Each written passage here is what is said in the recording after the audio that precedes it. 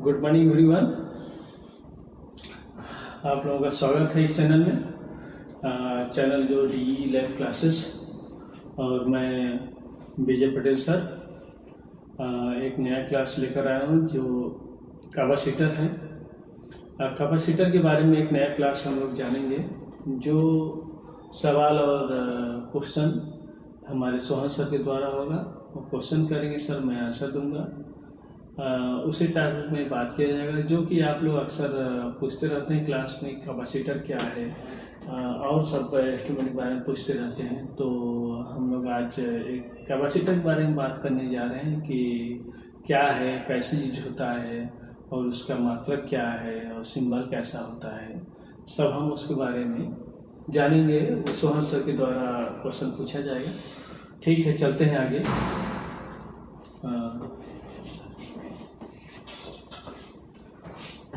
Good morning बच्चों। आज हम लोग विजय सर से बीटेक क्लासेस के रिलेटेड कुछ क्वेश्चन करने जा रहे हैं, जिसका सर हमें जवाब देंगे। और आशा करते हैं जो हम लोग क्वेश्चन करेंगे ये आपके विषय में काम आएंगे और आपको जो प्रश्न होंगे उसका हल मिल सकते हैं। तो सबसे पहले सर मुझे बताएं कि प्रतिरोध क्या है। प्रतिरोध जो धारा के फ्लो को रोकता है जी। धारा के फ्लो को रोकता है। जैसे कहने का मतलब कि कोई भी आपके काम में या कहीं जा रहे हैं, कोई रुकावट आ गई बीच में, तो एक वो प्रतिरोध ही होती है। और दूसरा, जैसा कि आप लोग कहीं घूमने जा रहे हैं, अचानक कोई बीच में कुछ हो गया, तो वो भी हमारा प्रतिरोध ही कहलाता है। जैसे हम लोग चढ़ाई कर रहे हैं कहीं, तो चढ़ नहीं पा रहे हैं, तो वो चढ़ना न चढ़ना वहाँ पर एक प्रतिरोध काम करता है कि हम आगे नहीं जा पा रहे हैं। रुकावट। कभी कभी हम लोग रोड पर चलते हैं तो काफ़ी जाम मिल जाती है, तो वो जाम हमारा एक प्रतिरोध काम करने लगता है। कभी ब्रिज आ जाता है, ओवर ब्रिज आ जाता है, तो स्पीड गाड़ी की कम हो जाती है, तो ब्रिज हमारा एक प्रतिरोध काम करने लगता है कि कुछ समय के लिए। और या ब्रेकर आ जाए रोड पर या सड़क पर, तो ब्रेकर अगर काफ़ी हैवी है तो हमको गाड़ी रोकना पड़ता है, धीमा कर देना पड़ता है, तो वहाँ भी हमारा वो ब्रेकर प्रतिरोध का काम करता है कि हमारे स्पीड को रोक देता है। जैसा कि धारा के फ्लो को रोकता है, तो इसी तरह आगे भी है, बहुत चीज़ों में रहती है कि हमारा वो सामान नहीं चल रहा है या उसके चलने से हमारा कुछ नुकसान हो जा रहा है, तो जो वो मेरा प्रतिरोध ही रहता है हर काम। जैसे हम लोग अचानक कुछ करने जा रहे हैं, अचानक डेट आ गई, तो वहाँ पर एक प्रतिरोध आ जाती है कि ऐसा काम क्यों हो रहा है, तो प्रतिरोध ही रहती है। प्रतिरोध का काम बेसिकली ये रहता है कि धारा के फ्लो को रोकना। हालांकि मैं इसलिए बताया आपको डिटेल कि आपको काफ़ी समझ में आ जाएगी प्रतिरोध कहाँ यूज होता है और कैसे कैसे होता है। आप भी सोच सकते हैं कि दैनिक जीवन में हम क्या करेंगे कि वो प्रतिरोध हो जाता है। तो यार, तो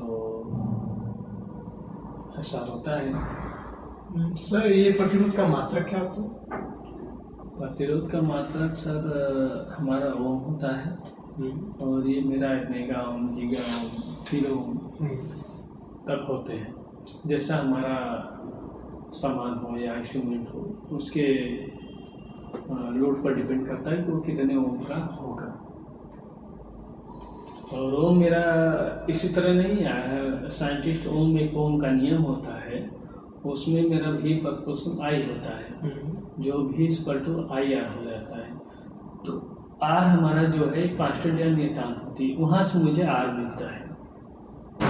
R कहीं से नहीं मिलता है, ओम के नियम से ही R हमको मिलता है। तो हमको पता चल जाता है कि R क्या है। R का मात्रक या यूनिट ओम होती है। ये ओम भी ओम के नाम पर ही पड़ा है कि R का मात्रक ओम है। जैसे वोल्टेज का मात्रक वोल्ट होता है, तो वोल्ट वैज्ञानिक के नाम पर ही वोल्ट पड़ा है। जैसे हमारा धारा या करंट का मात्रक या यूनिट एम्पियर होता है, तो एम्पियर वैज्ञानिक के नाम पर ही पड़ा है कि एम्पियर उनके नाम पर पड़ गया, इसलिए धारा का मात्रक एम्पियर होती है। तो ऐसा ही हमारा V प्रतिशत IR होता है, जबकि R इक्वल टू हो जाएगा V/I, जो हमारा ओम होता है मात्रक ओम का। तो V इक्वल टू IR होगा तो हाँ वोल्ट हो जाएगा मात्रक, यदि I इक्वल टू V/R होगा तो हाँ एम्पियर हो जाएगा। तो इसी तरह हम लोग यूज करते हैं। रेजिस्टेंस हमारे कई प्रकार के होते हैं, जैसे एक सिंपल होते हैं, पेपर होते हैं, गैंग होते हैं, वेरिएबल होते हैं। तो वेरिएबल का तो मैक्सिमम हम लोग यूज करते हैं रेजिस्टेंस। उसमें कई सारे कलर भी होते हैं, उसका भी अलग महत्व है। हाँ, रेजिस्टेंस में कलर होते हैं, जो कलर मेरा बैंड पर होता है। बैंड हमारे उसमें 1 2 3 4 कई बैंड होते हैं, तो बैंड के अनुसार ही हम उनका वैल्यू निकाल सकते हैं। तो बैंड का भी कोड होता है, उनके अनुसार हम लोग उनकी वैल्यू कैलकुलेट कर लेते हैं, वो मैथमेटिकल हो जाता है। या हम मल्टीमीटर से इनका चेक कर सकते हैं कि ये कितने ओम का है या कितने किलो ओम का है। बिना मैथमेटिकल, अगर जिसको कलर कोडिंग आएगा वही बता पाएगा कि ये कितने ओम का है, नहीं तो हम एक मल्टीमीटर ले लेंगे। मल्टीमीटर भी जिसको चलाने आएगा वही बता पाएगा कि ये कितने वैल्यू का है, और जिसको मल्टीमीटर नहीं चलाने आएगा वो कभी नहीं बता पाएगा कि ये कितने का है। या मैथमेटिकल नहीं आएगा उसको भी नहीं बता पाएगा। तो मार्केट में अगर हम रेजिस्टेंस लेने भी जा रहे हैं तो हमको बताना पड़ेगा, भैया 1 किलो ओम का दीजिए या 2 किलो ओम का है। तो आजकल दुकानदार बहुत वो कलर बैंड पर डिपेंड करते हैं कि ये बैंड ऐसा है तो इतने ओम का होगा। तो आप यदि दुकानदार जानकार नहीं है तो दुकानदार आपसे सवाल जवाब पूछेगा, भैया वो वाला रेजिस्टेंस वाला ये, तो हम आपको रेजिस्टेंस देते हैं। नहीं तो आपको कोई भी निकाल के आपको दे देगा, तो आपको पता नहीं चल पाएगा।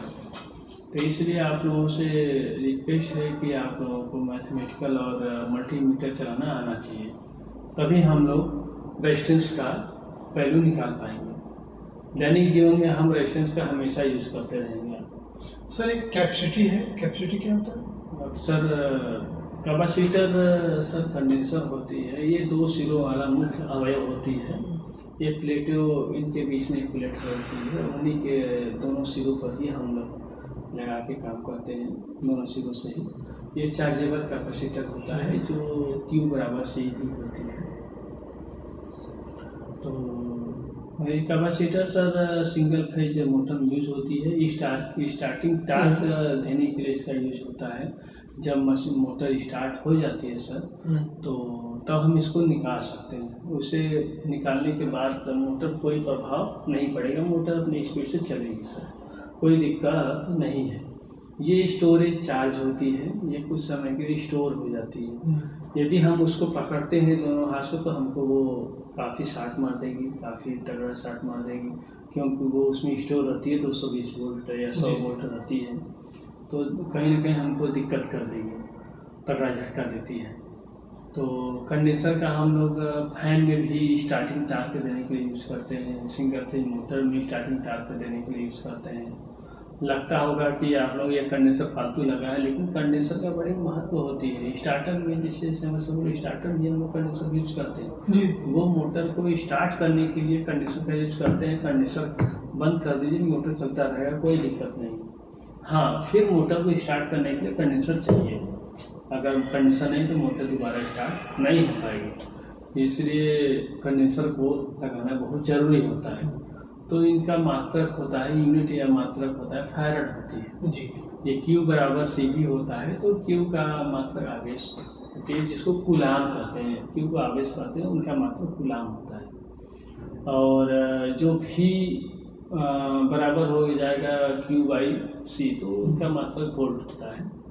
तो यही है दोस्तों आज की क्लासेस। अब नेक्स्ट क्लास में कुछ और हम लोग लेकर आएंगे नया टॉपिक, ट्रांसफार्मर से और इंडक्टर से लेकर आएंगे नया क्लासेस। तो जिनको भी कोई भी क्वेश्चन जिनको पूछना होगा वो अपना क्वेश्चन पूछ सकते हैं, मैसेज कर सकते हैं हमारे चैनल पर, हम उसको आंसर दे देंगे। कोई भी क्वेश्चन होगा ट्रांसफार्मर से या सिंगल फेज या 3 फेज से। सर हम लोग जानना है कि कैपेसिटर और प्रतिरोधक, इन दोनों से सूत्र क्या है? जिससे रेजिस्टेंस का सूत्र होता है V = IR होता है, R = V/I होता है। वही हमारा कैपेसिटर होता है Q बराबर सी भी, सी इक्वल टू होता है Q बाई भी। यही मेरा फार्मूला होता है। तो सर अब आज के लिए इतना ही काफ़ी है सर, है ना सर? तो नेक्स्ट क्लास में देखा जाएगा सर। प्रतिरोधक और कैपेसिटर का आपने अपना अच्छा जवाब दिया, और हम लोग की बातचीत और भी होगी। थैंक यू सर, धन्यवाद सर।